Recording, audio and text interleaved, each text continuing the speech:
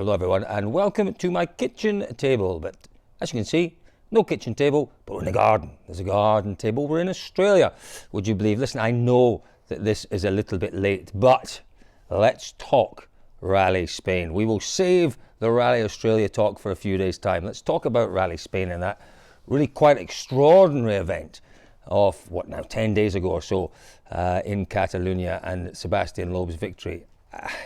Do you know what? It did, and I'll put my hand up and say it did take me by surprise.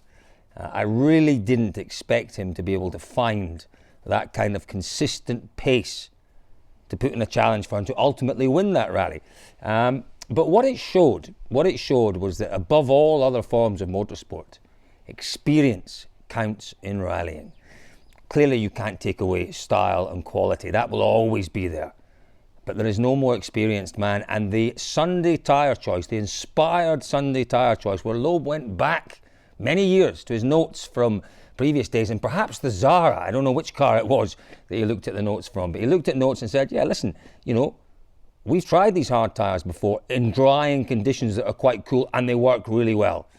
And he took that inspired tyre choice, and ultimately, I think it's fair to say that's what won him the rally. Now, he was in a position to take that gamble. Clearly, Ogier wasn't in a position to take a gamble on tyres, but it's fair to say he didn't consider it. But he wasn't in a position to take a gamble. He had to be there or thereabouts at the end of the rally, as did Latvala. Latvala was also fighting for manufacturer points, fighting for the win. He also wasn't in a position to take a gamble, and you'd have to say Thierry Neuville exactly the same. But I'm not sure any of them even considered the hard tyre choice. Just an hour or so before they went out on the Sunday morning, there were reports of standing water in the stages. There was reports of water running down those stages in Catalunya, but it dried, and it dried rapidly. Not because of the temperature, because the sun was barely up, but the wind, the howling wind that was blowing across the stages rapidly dried that surface. And what a tyre choice. And it was very much a last-second tyre choice from Sebastian Loeb to take, win number 79 in his career. Quite stunning. Quite stunning. It really was. But listen, it was a cracking rally, wasn't it? It was a rally that gave us everything.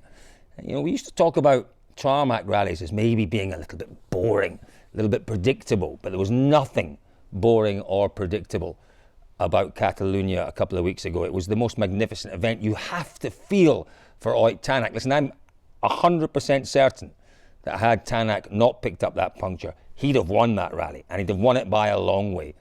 I'm pretty certain that Tanak, had he not had that problem in Sweet Lamb on Rally GB, he'd have won that rally as well. Tanak, for me, right now, is favourite for every rally because of where he's at in his driving and where that car is at. The puncture was just unfortunate. It was the first time really they'd used those wet weather asphalt tyres, and what they didn't factor in was the fact that you need to be a little bit more careful. Yes, in certain parts of Catalunya there isn't so much cutting, but where there is cutting, you're coming off the edge and it's very ragged, and the tyre wall is what's vulnerable. And that's basically what happened. It was a cut that perhaps the medium compounds, the harder compounds would certainly have dealt with. But because that rain tyre was, if you like, a super soft compound as well as that extra tread in it, the tyre wall was that little bit more vulnerable. And as he came off the cut, whoosh, it basically tore into the tyre, and that cost him the chance of winning. But you know what? That car just looks just quite magnificent right now. Latvala, until he picked up his puncture on the last day, looked fantastic. And I said we'd talk about Australia later, but I'll tell you right now what my prediction for Australia is. It's a 1-2 for Toyota. I think it'll be Tanak and Latvala, and then it'll get interesting for the championship behind that. Because I think Toyota are heading towards a manufacturer's title in their second year back in the championship. Now, cast your minds back 24 months. Cast your minds back to the YouTube footage of Sebastian Ogier testing that Toyota Yaris before Latvala got involved in the project. And you tell me that you watched that footage and it was conceivable 23 months ago, that car and that team could put themselves in a position where they would win rallies, favourites for every rally, and on the verge of a glorious manufacturer's title within 24 months. You'd have laughed at anyone that said that. You wouldn't have laughed, you'd have committed them because it was such a ludicrous thing to say. But hats off hats off to Mr. Mackinnon and his team there. They have done the most remarkable job with that car, and it is the car to beat. And right now Tanak is the driver to beat, and I think he would have won in Catalunya, and I think he would have won in GB, and I think he will win in Australia in just a few days' time. But yeah, going back to Catalunya, there were some very notable performances in Catalunya at a time of year where we are taking note. They're notable because we're taking note, because there are still seats to fill next year. There are still big degrees of uncertainty as to who goes where. Listen, I've heard rumblings, drivers, perhaps co-drivers, a little bit unsure about some of the speculation that goes on in silly season. Boys and girls, this is what it's about. You have to accept, if you're a driver, if you're a co-driver, and you haven't made an announcement for next year, people will talk. So, being the kind of considerate person I am, I'd heard these grumblings, and I thought, I better go and talk to one of the bosses. So I talked to the team boss, and he said, Colin, what we'd be concerned about? We'd be concerned if you weren't talking about our driver. So, I think, with all of this gossip and speculation, it has to be a little bit balanced. And what I try to do is take the gossip, take the speculation, and put context into it. And, have a look at what's possible, have a look at what is improbable. And we try to come up with a rationale. I'm not going to say silly things like, Sebastian Loeb will go to Hyundai next year and he'll sign a 4-year deal. Someone told me that. Clearly, I wouldn't believe it. But everything else that we've talked about over the past month or so has had some credit. And stuff that we've talked about, we have basically looked at and went, nah, maybe there's nothing in that.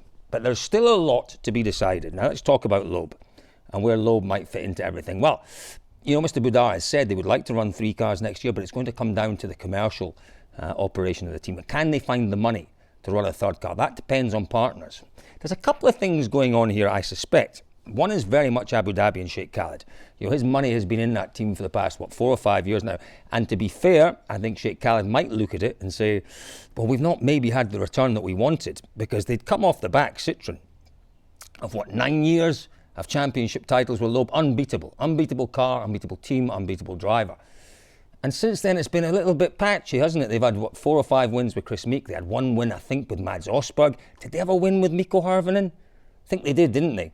But they've had very few wins. The return has been sparse, I think it's fair to say, for Abu Dhabi. So, will Abu Dhabi commit? Well, it would be, I think, unfortunate from a return on investment point of view if Abu Dhabi left now, because for me it looks very, very rosy, the future.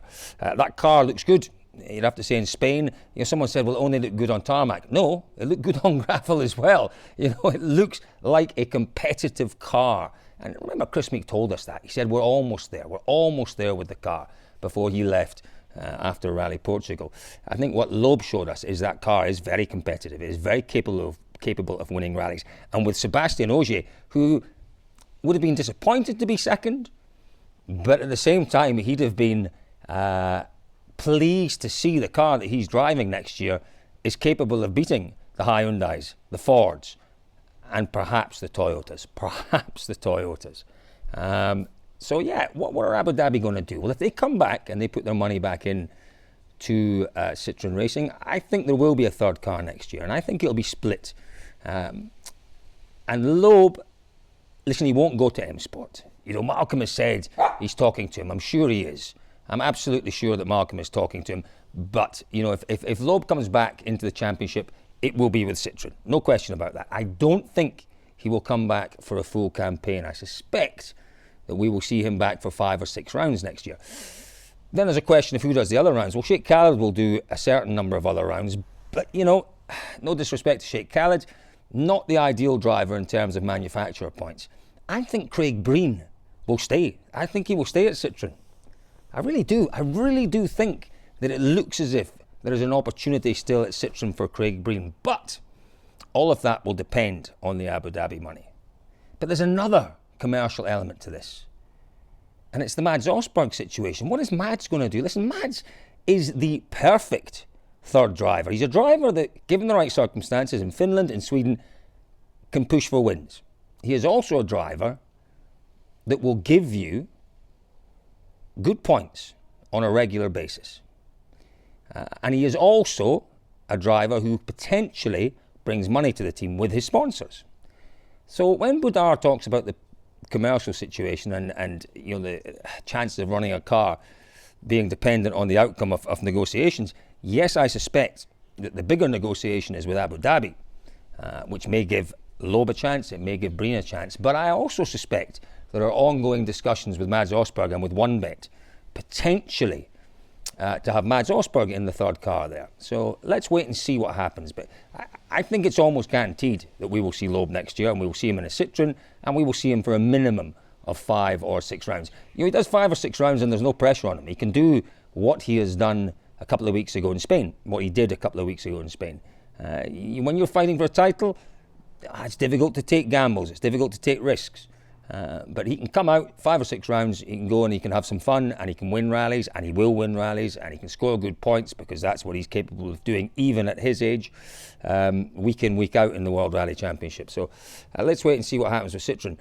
The other situation still is Hyundai. So has it been confirmed, the Danny Sordo news? I don't think there was any doubt, or there isn't any doubt surrounding Danny Sordo. He will be at Hyundai next year. He's had a really strong year, although maybe not the strongest of rallies in Spain. He looked good for a while, but then he had that 1 or 2 stages where the confidence went and he dropped way down. He was right in contention for a while, and then on the the final few stages on Saturday, he dropped out of contention and was not too far off, it's fair to say, on Sunday morning, but didn't manage to get himself back into the fight. But he will be there next year with Hyundai. Then we come to Hayden Paddon. Will he be there? Probably. More than likely. Who will be sitting next to him? Well, it won't be Seb Marshall. We're 99.5% certain that Seb Marshall is off to sit next to Chris Meek at Toyota next year. That's a big decision. If Seb Marshall is off, which we understand he is, it's an enormous decision for who sits next to Hayden Paddon. All the talk is Malcolm Reed, a very, very competent co-driver indeed. A young-ish lad, very lightweight, so you've got a benefit there. Very, very lacking in European experience. Very lacking in experience at the World Rally Championship level. So will he go with Malcolm? We'll have to wait and see if he gets that seat. And, I think there's a reasonably good chance that Paddon will be there. But, we still have to talk about M Sport and who is at M Sport. But before we go there, let's talk a little more about Hyundai, because the driver that really frustrated me in Spain was Andreas Mickelson. What was going on there? He talked about confidence. He talked about lacking confidence with the car and the surface and the conditions, and he's 40 seconds down per stage on some stages on a driver who hasn't driven full time for 6 years, who has never driven these cars in the wet, who had never driven in the wet on these tyres, Sebastian Loeb. And Mickelson, who's in the car every week, is 40 seconds down on him. Different car, granted. I didn't get what went on with Mickelson, and for me it's a little bit of a worrying situation, because yes, he's had, it's fair to say, a fair amount of bad luck this year. But, GB, wasn't a lot wrong with the car there, and it didn't go his way. A couple of good stages, that was it. Spain was just head-scratchingly disappointing. What is going on? I don't know. He needs a strong finish of the season. There's no question that Mickelson will be there next year. He has a deal for next year. Well, having said that, are there performance clauses within his contract? I don't know. Strong rumours that perhaps there are certain performance clauses.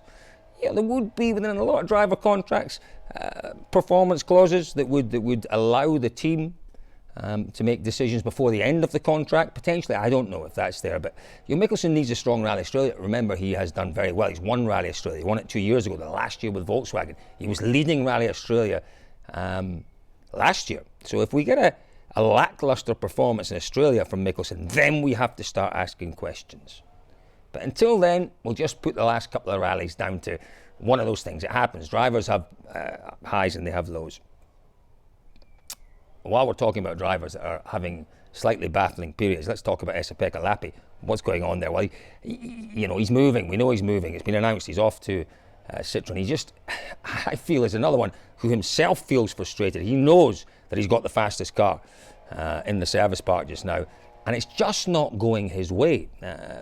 But he's still fighting away and he's still battling, and I like the way that Lappi is dealing with this. And he's not a million miles off the pace. I mean, he finished up in Spain just over a minute off the pace.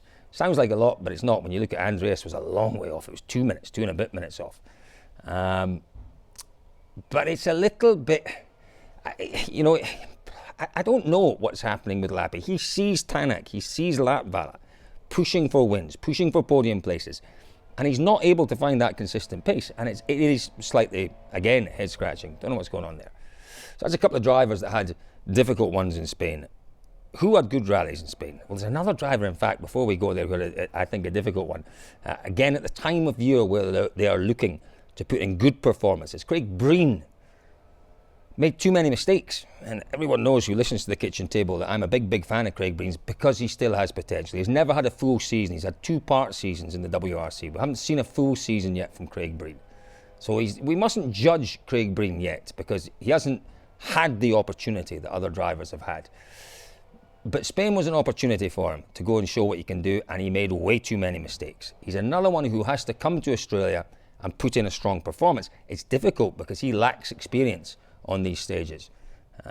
But he needs to put in a strong performance. He really does, because right now, although as we've already talked about, there's a degree of uncertainty as to what's happening in the Citroën team.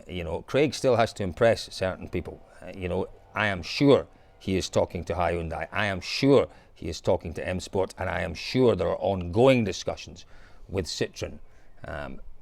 It can only help those discussions if your form in the stages looks good, and it didn't, sadly, for Craig in Spain. But let's hope that turns around when we get to Australia. In fact, I'm sure it will. Again, he's gone very quickly in Australia in the past. He's never had a great result because he's only done it, once or twice? Once, maybe. I think he's only done it. Certainly only a few times.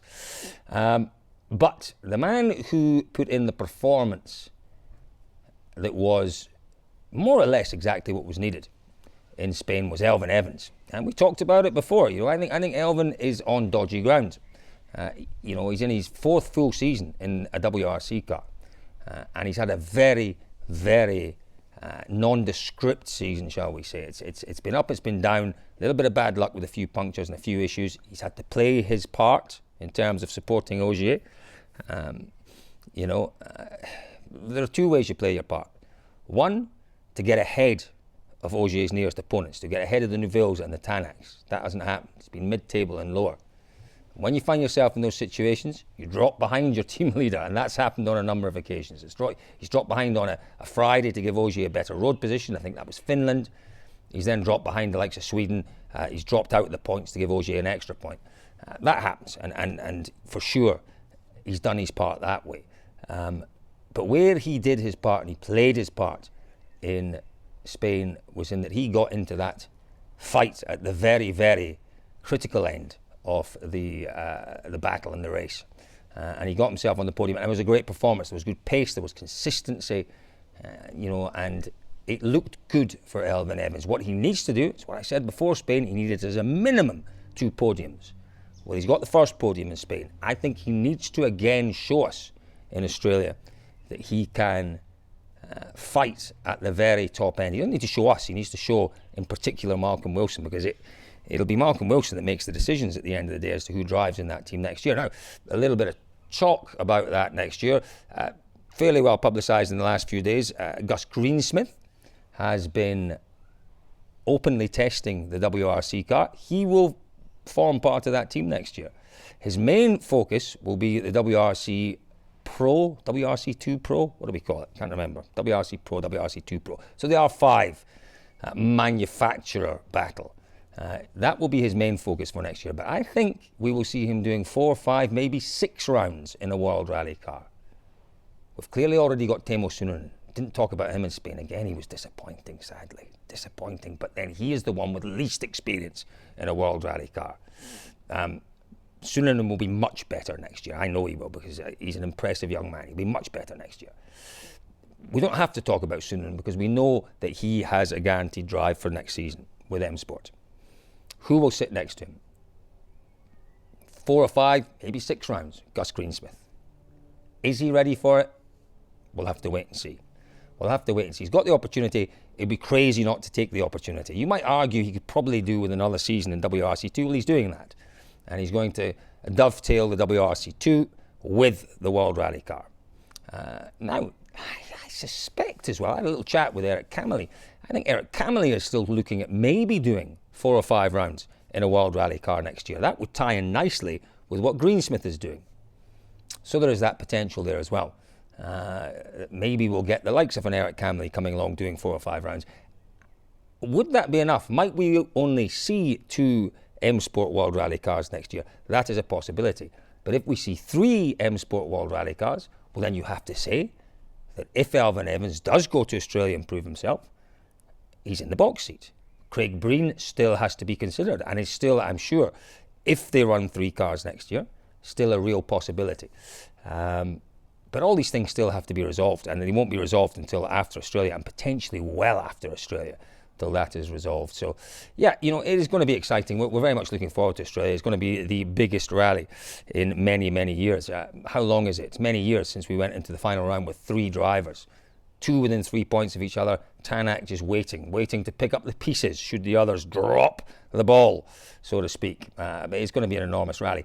What I will do is I will do another little kitchen table for you. We will talk exclusively about Rally Australia, because there's a lot to talk about. There's an interesting weather forecast, road conditions, some new stages in opposite directions. There's plenty to talk about ahead of Rally Australia, but we will do that at another point. But again, folks, thank you very much for sitting and watching at my improvised kitchen table here. There's no rally mug. Thank you very much for the mugs. I got a whole load of mugs through the post the other day. When I'm back to my proper kitchen table, I'll share my rally mugs with you all. But for now, thank you for watching. Once again, if you're watching on Facebook and you wouldn't mind sharing this, I'd very much appreciate it. If you're watching on YouTube and you haven't already subscribed to my channel, do me a little favor and press that subscribe button. So thank you very much, folks, for watching from the kitchen table. We will be back with a Rally Australia special in just a couple of days' time.